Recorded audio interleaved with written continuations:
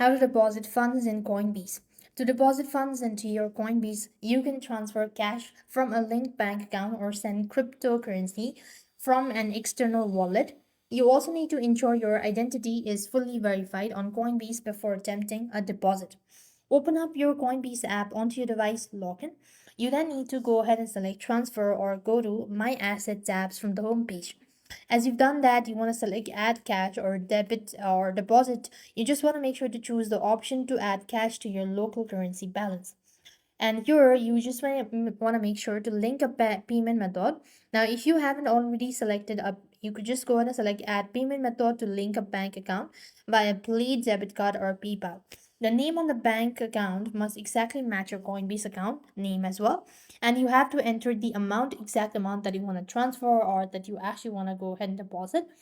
And you just want to select the preview to see the transaction summary and any applicable fees and tap on add cash now or deposit. And that is how you're supposed to deposit funds into a Coinbase. With that, we've completed our steps. Thank you for watching. See you in the next video.